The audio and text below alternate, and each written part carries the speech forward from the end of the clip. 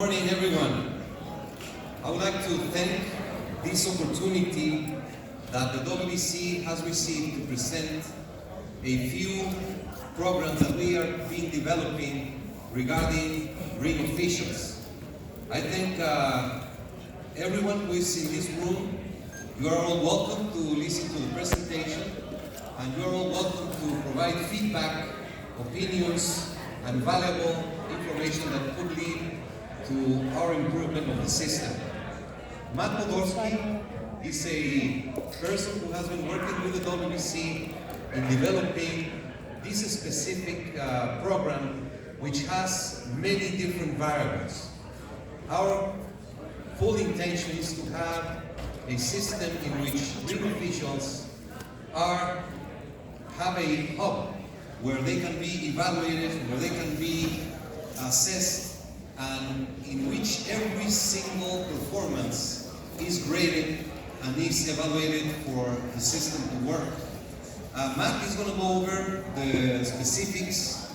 What we want is to accomplish uniformity in ring officials, and also to have accountability on what the numbers, what the history, how everything is planned, and how judges and referees are integrated into the system. So it is my pleasure to present Matt Podolsky, who is a ring official, who is an expert in boxing, and who has developed a sensational program that will lead to many innovative matters that includes live evaluation fights and live interaction with the networks, with the fans, with the promoters. So, Matt, please. Good afternoon. If you're interested in this presentation, I would ask you to come a little bit closer. It's a very visual presentation. You guys are going to get a sneak peek into stuff that nobody else will see. This is the real mechanics behind how judges and referees are evaluated and how ultimately they're chosen for title fights. So I just wanted to kick it off by talking a little bit about what's the purpose of this program and what drove it. And I think we would all agree as members of the boxing community and members of the media that boxing does not have the best image in terms of officiating compared to sports like the NFL, Major League Baseball, hockey. It just doesn't. And some of it's justified and some of it's unjustified. So really, the call to action here is we want to get better, we want to get up to speed with the times, and we want to change the public perception and earn credibility for the sport. So it's not this mysterious black hole where decisions are made. So a couple of things that are driving this call to action. First, there's a lack of data and analytics, as you can see on the screen if you're close enough. Boxing is way behind in technology, especially in analytics, and data is poor. We don't even have round-by-round scores for the most part being captured into a database until recently. Inconsistency in training and evaluation. Unlike the NFL, boxing has a lot of different stakeholders and a lot of different decision makers. And you can't just snap your fingers and say, okay, all officials of the world come to one meeting and we're going to train you on the one right way to do things. It just doesn't work that way, as you guys know. Lastly, as I mentioned, the PR problem. Bias or incompetence is a default assumption. Some of the media really like to bash the officials and call it when there's a bad decision or a controversial decision or a bad call, that there's either incompetence or corruption. And we want to shed some light on some of those decisions. And then again, the public has very little understanding of the recent improvements and the investments that have been made in boxing officiating. I want to call out Nevada State Athletic Commission, the California State Athletic Commission, and now the WBC for really blazing the trail here, investing financial resources and time and energy into improving the officiating. Okay. So now for those that are interested, I'm going to jump right into the tool, and I'm going to take questions throughout the entire presentation. And it's very short. Ultimately, one of the first things we have to do is collect every single master score sheet for every fight. Believe it or not, a vast majority of master score sheets throughout the world are sitting in drawers in regulatory bodies' capitals. They're not being digitized, they're not being looked at, they're not being analyzed, with a few exceptions. And so one of the first things we do is we collect every single score sheet for every single title fight we can get our hands on for all of the major sanctioning bodies. And so this is just a quick view of what that looks like.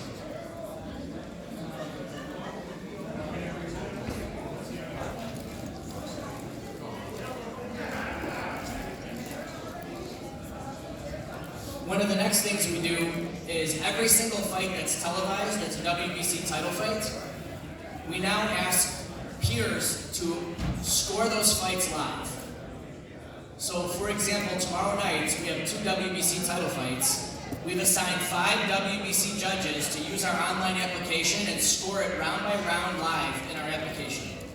And I'll show you in a minute what it looks like, but that provides real-time feedback. So instead of just waiting until the fight's over and doing an evaluation if there's a controversy, the WBC is getting out ahead of it. They're having 5 professional judges score it round by round, and that information is fed to whomever we choose to see it in real time. So I'll show you really quick what that looks like and what the outcome of it is.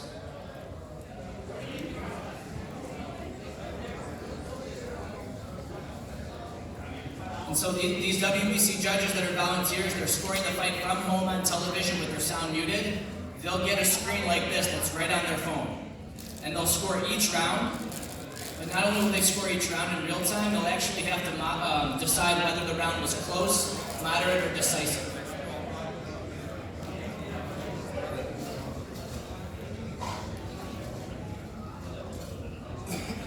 That information is all then fed to an administrator, myself, Mauricio, possibly the press if we work out an arrangement, and they'll have access to actually see those scores in real time. And I'll show you that in just a second.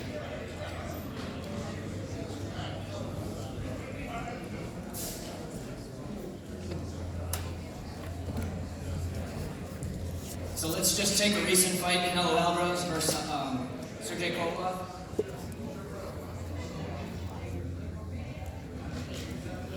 And what you'll see here is we had 1 WBC judge scoring the fight from home live, Michael Tate. And you'll see on the left-hand side the 3 official judges, Don Trella, Julie Letterman, and Dave Moretti's round-by-round scores. But right next to that, you'll see the at-home live review judge. And you can line up the scores round by round. So if you end up with a controversy, you don't have to wait and then hire judges to score the fight and tell you what they think. The reason this is superior is they're not influenced. They haven't already seen the fight. They don't know what the results are, so they can't possibly be influenced. They're scoring it live, the sound muted, and the scores have to come in before the start of the next round. So there's no way they can coordinate with each other. So it's pretty cool, and then the administrators can actually see the margin of victory there. So they can see the first round, they had it for Kovalev, and they had it close. So what does all this come to? At the end of the day, we end up with, probably the most important thing, we end up with a ranking system. Every single WBC judge and referee on a regular basis is categorized. So I hid the names just for privacy purposes. But what we do is we put all of our officials in gold, silver, or green categories. And then we put the non-WBC judges in another category. And they're measured on several different systems. They're measured on how consistent they are round by round scoring. They're measured on how often they're in the majority or non-minority of a split decision. We also look for extreme scores. When you maybe had it 120, 108, and the other judges had it 115, 113, that score is extreme, so we document that. And then we also quantify the evaluations of the peers and the supervisors. And then we also have an executive grading system where Mauricio, myself, and the executive board will evaluate a fight and assign a score to it. All of those culminate into one overall score. Helps you determine which category to put the official in. We can see how many assignments they've had the last 2 years and use that to make an intelligent decision on who to assign to each fight. So I've got a little bit more details I can go into, but I wanted to stop there and see if anybody had any questions about the specifics of this program, how it works, how any of the calculations work. Any questions or feedback at all? Yes, sir. We've seen controversial decisions in this sport for longer than I've been alive. What was the motivating factor in changing the rules? Now it'd be a great idea, by the way, what made this just now? Yeah, so the question was, there's been controversy going on in boxing for as far back as we can remember. Why now? We've been talking about this, and like I said, a couple of the commissions have been working on this. Change in boxing doesn't happen overnight, as anybody knows who's part of it. It's a kind of a slower to change sport, partially because of the fact that it's so decentralized, right? It's not one uniform body. So it's been thought about and worked on. I think the catalyst for this is we've now got leadership in boxing who's willing to invest in it, right? To put the time and resources into a program like this, it takes a lot of time. And so I think we finally just got that buy-in, and now we're all in. So. As a quick follow-up, how long will it speed up the process, the appeal process? If we see a decision that is absolutely wrong or that is really controversial, will it speed up the process and potentially change the results? So the question was, would this system possibly speed up the appeals process for a controversial fight? I don't know if I'm equipped to answer that. I think that's a question better answered by Mauricio. Let me explain a little bit. What we are aiming is to use technology and put the technology into the sport. As you have seen, instant replay is a fact. It exists in every sport. Boxing has been trying to implement instant replay. The WBC has had it for 8 years, and we have great success. And now it's picking up where most jurisdictions will take it as their own rule and perform it. Same goes with anything that has technology. We live in a year that everything is very fast, and we believe that we can take great advantage of the technology and the many things that can be implemented into programs like officiating. Officiating in every sport is always controversial. In boxing, we have judges and we have referees. So what we are doing is taking every single performance, and through a live evaluation, we are training and giving feedback to those officials, and we are getting back the optimal scenarios when you have uniform thinking for the ring officials. If you have 3 ring officials that are uniformly trained, and then they're looking at the same fight and the same thought process, and you don't go with the scores in a different way. This is a process. It's going to be a continuous improvement, and we don't know where it can lead to. There's many things that could be incorporated because information is a key on anything in life. Yeah, and I'd like to add to that is Mauricio's been extraordinarily transparent and willing to share information, whereas I think in the past, decision makers and stakeholders in boxing are very secretive people in nature, right? Mauricio, like I said, has been willing to kind of open this up to the public and share this data and say that there's no secret, right? We're not going to give you every single comment and sort of evaluation we do, but there's no harm in sort of showing some of these statistics. And like I said, we're even willing to, on a trial basis, share with the media for fights live what these live judges are scoring it round by round. So, usually you have your expert judge at ringside and your commentator will be scoring the fight just to give the fans a frame of reference. But I think maybe adding on to that even would be, how about 3 to 5 professional judges who are sitting there focused, watching it on TV, who are trained to do it, scoring the fight round by round, and that information streaming right to you. I think the fans would be really, really interested in seeing how that's progressing throughout the fight. And then if there is a controversy, to your point, we've got data right now. That doesn't mean we're automatically going to overrule the fight and say, well, the TV judges had it different. Well, TV's different than live, we know that. But it's still data, it's information, and it's transparency. We're not trying to hide anything. There's not some secretive, we'll only release it if it's not controversial. The next app tool I wanted to show, I think this one would be of the most interest to people. Maybe I'm wrong. We're calling it the tendency report, or the lean report, and it takes every single judge in the world and every fight that we have a record on them, which is a lot.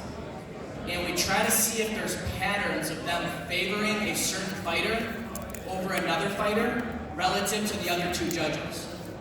And I'll show it in a minute, but before I do that, I want to make sure that we're clear. This isn't implying that there's some sort of a corruption or a bias. It's just stating information that then we can use to determine whether or not we want to look for a deeper pattern, whether we want to consider not appointing that judge to a fight, or whether we want to look for another official.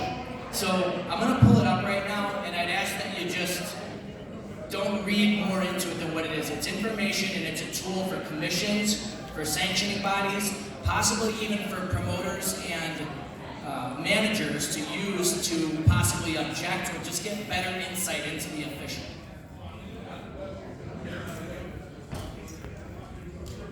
And so for a lack of a better word, we're calling it the tendency or lean report.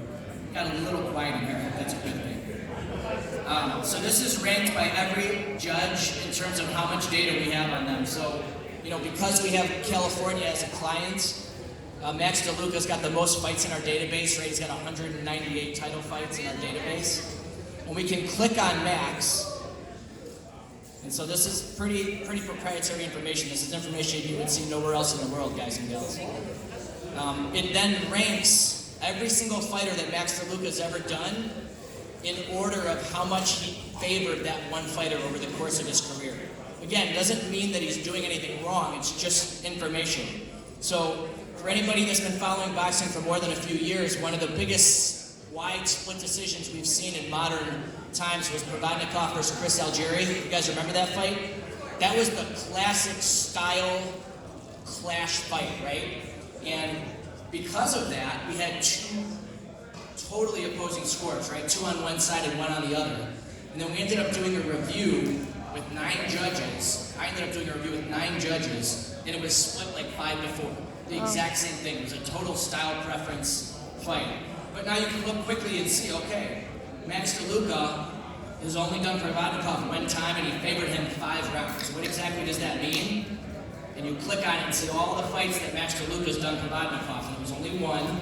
And you can clearly see he had it 117-109 for Provodnikov, whereas the other 2 judges, I want to say it was Shrek and Trella, but I can't be sure, had it 112-114 the other way. And so that's a 5-round swing from the other judges.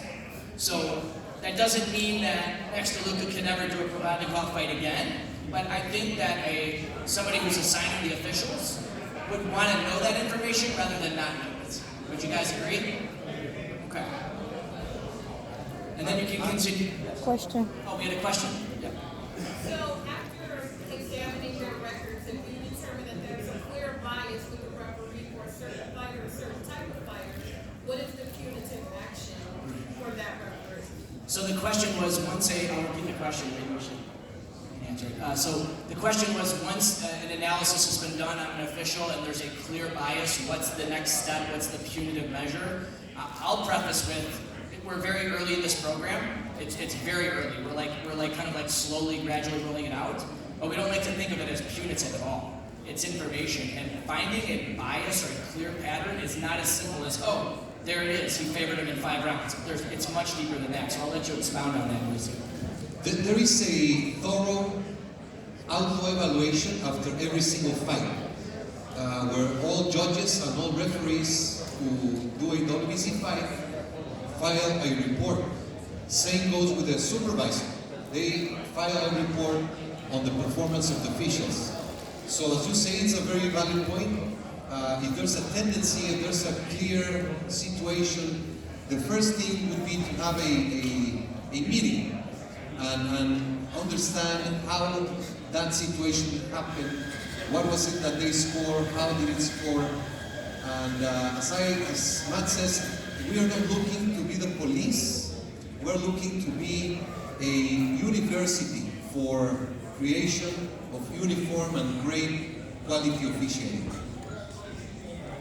Thank you, Mauricio. So while I've got this up, I don't want to take up too much of your time, but I'm sure for those of you guys who follow the sport closely, you've got a few judges in your mind that you really adore, that you really are interested in. Does anybody want to shout out a judge's name and we can pull up the report and do a little research? Adelaide. So Adelaide's got a lot of data in our database, and quickly we pull up a report and we can see if there's any quick sort of patterns in there. So the very first one that pops up is Golovkin. She's worked Golovkin 3 times with a net 4 rounds against Golovkin. And then you can click in and see more details and see all 3 of those fights. And as you can see against Canelo, she favored 4 rounds toward Canelo relative to the other 2 officials. But then in the other 2 bouts she worked Golovkin, there was no tendency at all. She had the exact same score as the other 2 judges. So it's really hard to say just based on one fight that there's some sort of a pattern or anything. It's something I think worth digging into, and we've obviously looked at that fight and analyzed it quite a bit. Now, if we saw 8 fights where she's worked Golovkin, and she's went against Golovkin 3-4 rounds on every single fight, that would be a pattern, right? But we don't see that. We see 3 fights, we see 1 fight where there's a lean one way, and 2 fights where she's spot on with the other two judges. So not a huge sample size, 3 fights, but it's a There is, information is a key. Everything is based on information. So we are developing a series of evaluating tools. Some are numeric, which are shown just by the statistics and the numbers that are put into the system, and some are of qualitative evaluation, where you go into depth and you can analyze and then do different research and cross-search for information. But as it stated, the database is very powerful. It's going to be a major part of the evaluation for the whole system. And we welcome every suggestion that anyone would have, we welcome to implement. Yeah, and can I expound on just a little bit about the power of data collecting? This is an ongoing process. So I'm working with Mauricio for as long as he'll have me and in the future, and I hope that's a really long time. But we want to build on top of this program. And so one of the suggestions that was made early was, okay, so we have professional judges scoring these fights live. We've got professional referees evaluating the referees live. Why not let the media put their scores into our application rather than just writing them down on their blog and then they're spread out all over the universe? Why not let credentialed media who are live on site, not sitting at home, into our application? They have to put their name out there. It can't be secretive. We'll get them access to it, and they can put their scores in there too. And in real time, we can see their score. Because I know most media members score round by round, but I know for a fact if 2 of them cheat, wait till the fight's over and then put the total score in. It's cheating. This way, you have to score round by round in real time without whispering to your buddy, hey, what did you have that? It's got to be in there right away. So if you're